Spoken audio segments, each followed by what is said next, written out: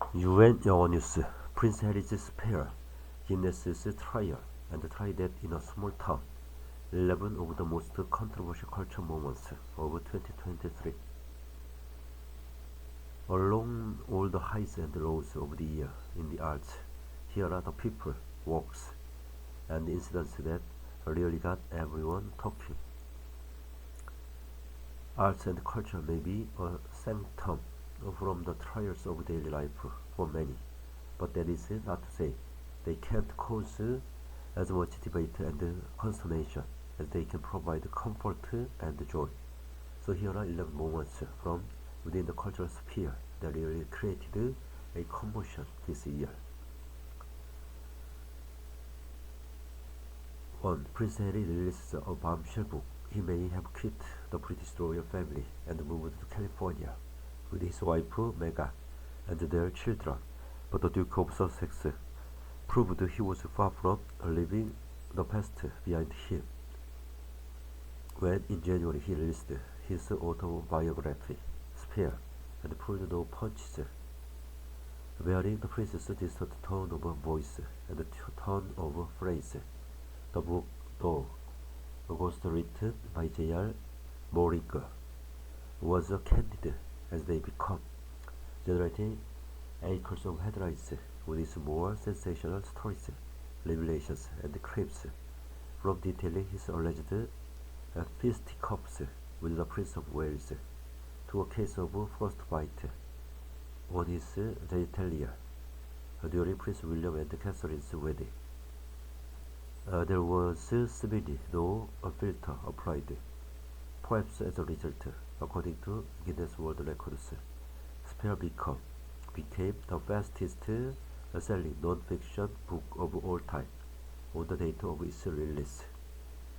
But while Prince Harry will have been celebrating his literary success, his father King Charles III was reported to be hurt and dismayed by the publication, and the year was literally bookended by scandalous royal tombs when in December, royal reporter Ovid Scobie released his own book, Endgame.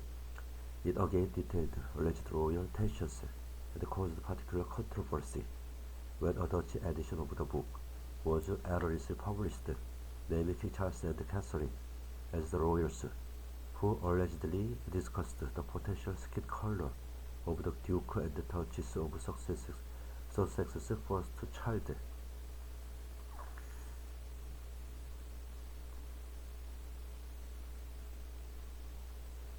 2. Kylie Jenner sparks debate by wearing a fake lion head.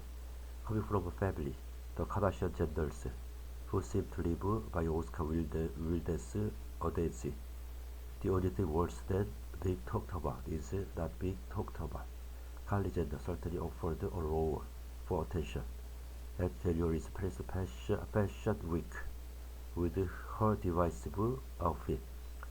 The makeup mogul turned up in a black Schiaparelli dress with such an ultra-realistic lion head attached to the shoulder that some wondered if it was actual taxidermy or of the jungle creature, while the brand were quick to point out it was fake on Instagram, stating in all caps no animals were harmed in making this look. Many were still offended by it.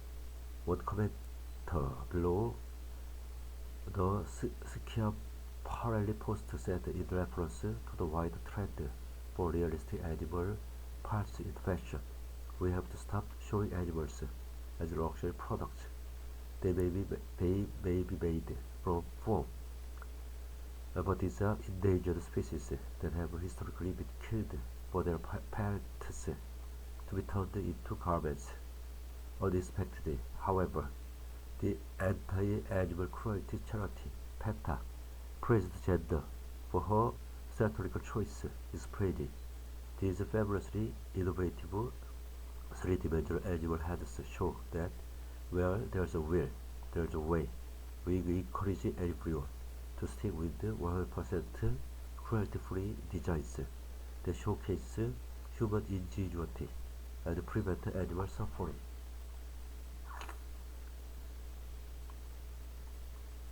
Three, a German ballet director smears a critic with Fast Ballet, a powerful cultural medium that uses the intricate mastery of the human body to tell a story through dance, or a study in how actions can tell us more than words. Dance preserves the belief of choreographer Marco Gocche, the now ex-director of Hanover State Ballet, who in February chose to make his feelings known about a bad review by smearing dog farts in a critic's face. The grotesque attack happened in the interval of his latest show, when, after confronting Wimke Hostel, the dance critic of German newspaper Frankfurter Allgemeine Zeitung, about her negative reaction to his previous work, he pulled out a bag of the offending matter and rubbed it in her face. When I felt what he had done, I screamed. Hostel was reported and said afterwards. Hostel's crime,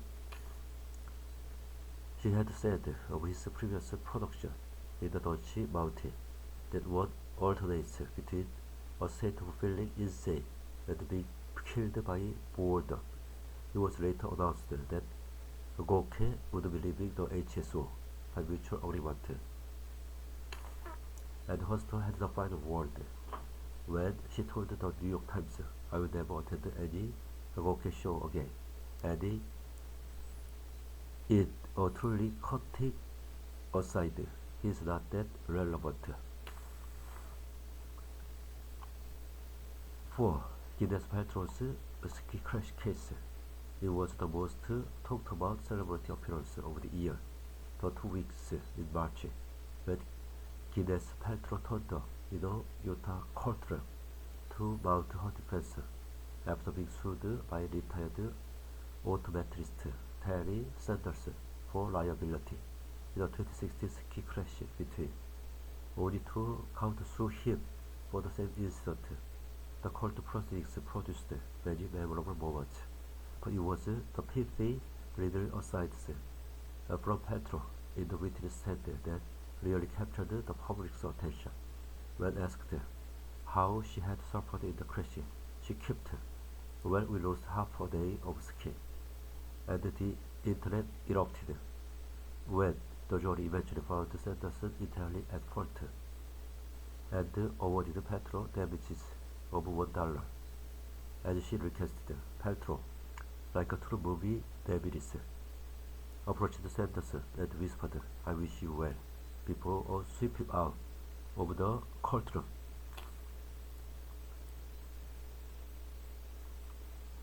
5. Hit country song Try That in a Small Town divides opinion in the US. Country singers are known for telling it how it is, and on this year's most debated chart hit, Try That in a Small Town, national musician Jason Aldean certainly didn't hold back about his opinion of life in big cities compared to rural towns. In the lyrics, Aldean lamented the changing state of the world, and some alleged threatened violence against those who would try that in a small town.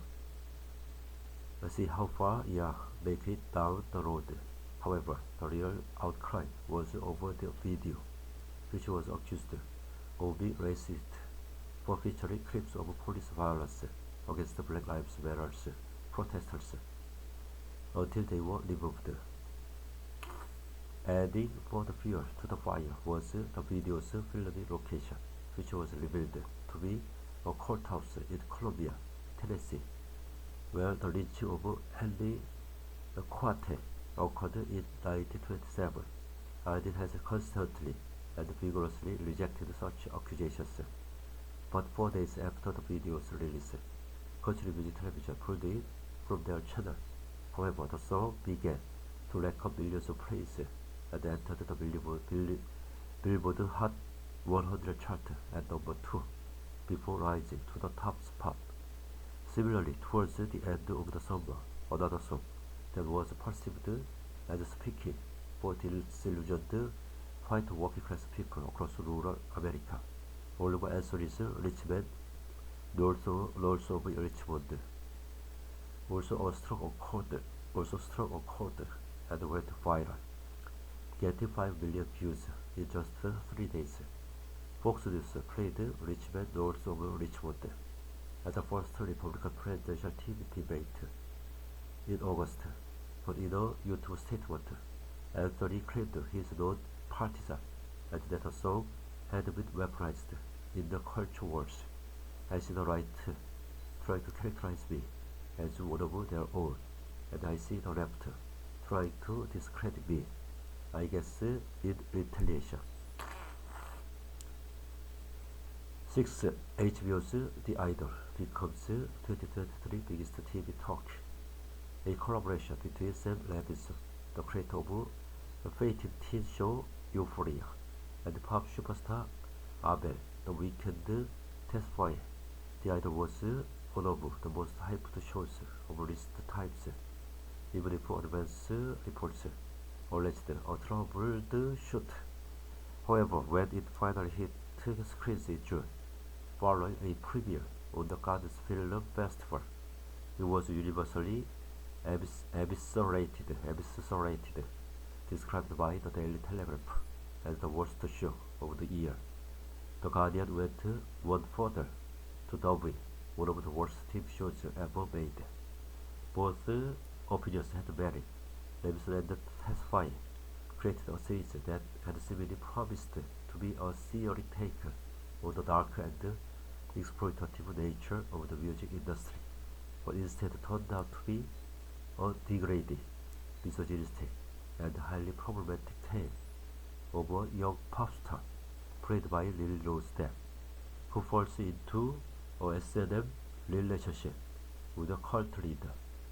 The dialogue was terrible, and the plot lines evaporated into thin air, nor did Tesfaye's performance as the manipulative Svengali help matters. As for the presumably hastily pulled together female empowerment twist ending, it was both misjudged and illogical. Needless to say, HBO cancelled it after just one season. Still, at least it produced what GQ claimed was possibly the song of the summer. The 7th Sound of Freedom becomes a surprise summer box office hit, with various blockbusters flopping this summer. One lower-budgeted film came out of nowhere to be the unlikely success story of the season, inspired by the experiences of Tim Ballard, a former U.S. government agent turned anti-human trafficking activist. Independent drama Sound of Freedom has now earned almost $250 million at the international box office. Starring Jim Caviezel as Ballard, it drew attention to a horrific issue, but divided opinion, and while receiving considerable support from prominent conservatives, was accused of being QAnon adjacent by some more left-wing publications. A reference to the infamous conspiracy theory movement. This was not helped by star Caviezel, who had appeared at a QAnon-affiliated conference in Oklahoma in 2021 to talk about the film, where he repeated the group's false claims that a global cabal of satanic worshipping elites harvest adrenochrome from children, a chemical which is supposedly found in children's adrenal glands and used as an elixir of youth.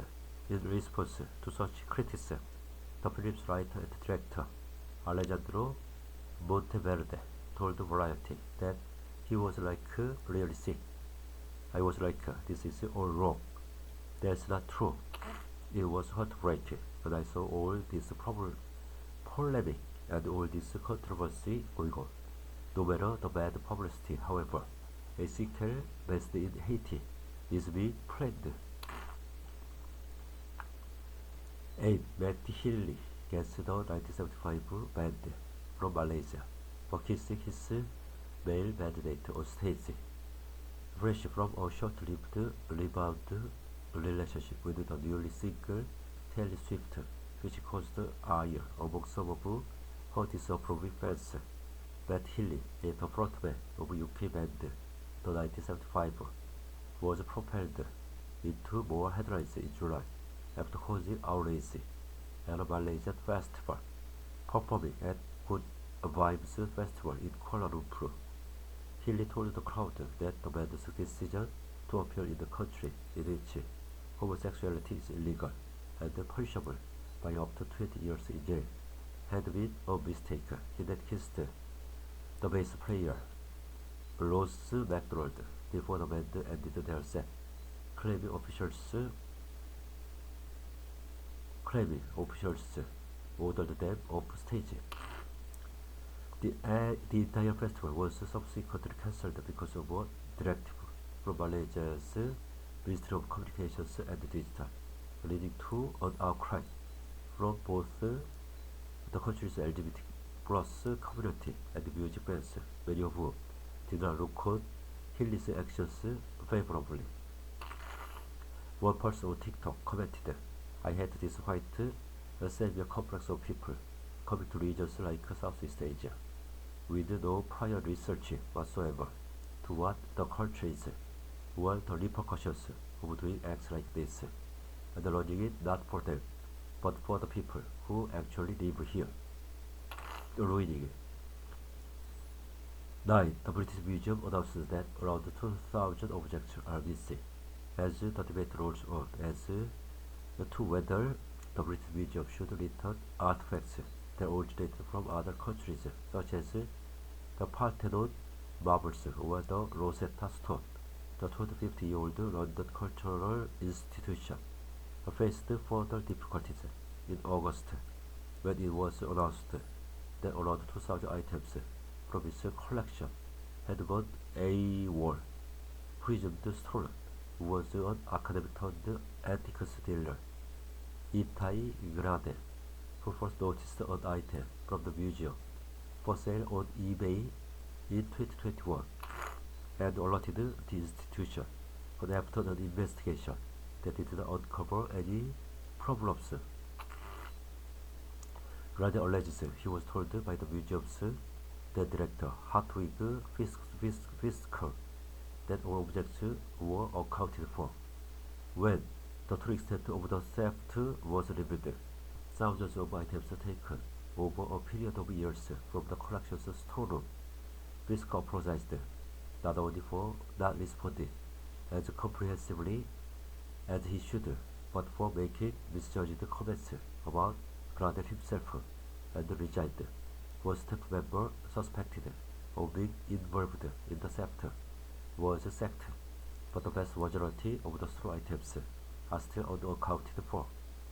One arts professional told the Evening Standard that there was a bigger impact from this scandal. It is like the last vestiges of British colonialism. This arrogance, and I think that's inevitable now, that it will face more restitution claims. 10. Drew Barrymore crosses the picket line. The WJ and SAG-AFTRA writers and actors strikes made Hollywood grind to halt for many months in 2023, as the unions fought for better pay and working conditions. So most writing and filming stopped during this time, and most promotional events and activities were also prohibited. However, amid the unionized solidarity between many actors and creatives, one star who crossed the picket line was Drew Barrymore, who in September made the decision to start filming her chat show, The Drew Barrymore Show, again, despite the ongoing writers' strikes, just without WGA writers. The WGA said it was a violation of union rules, as the talk show was A WGA covered struck show, and a crowd of protesters turned up outside the set, chanting "Shut it down." Many more later backtracked, stopping production. After writing in a now deleted Instagram post, "I have listened to everyone, and I am making the decision to pause the show's premiere until the strike is over. I have no words to express my deepest apologies to anyone I have hurt, and of course to our incredible team who works on the show and has made it what it is today." By 9 November, all strikes had ended. 11. A Danish artist is forced to repay museum after submitting blank canvases. Who decrees what is or isn't art? The Danish artist Jens Hani stoked the contentious discussion once again with what some might consider one of the best examples of performance art in recent memory. Although the museum who commissioned it certainly disagreed back in 2021, Hani was given more than 500 kroner by the Kunstmuseum in Aalborg to embed into recreations of two previous works of his, comprised of frames encasing piles of banknotes, representing the total average annual salary of someone in Denmark and Austria, respectively. However, when he handed in his work this time, all he offered was two blank canvases. In a project he then wittily christened "Take the Money and Run," explaining, "The work is that I've taken their money. The work is that I've taken their money." The museum asked Hani for the money back, but he refused to return it, and this year a court finally ordered him to reimburse the institution. But despite the ruling, the museum has been displaying Hani's canvases anyway, describing them as showing that works of art, despite the intentions to the contrary, are part of a capitalist system that values on work based on some arbitrary condition. The irony of the whole affair was not lost on Hani, who told the TV to Nord the museum had made much more money than what it invested, thanks to the publicity surrounding the affair.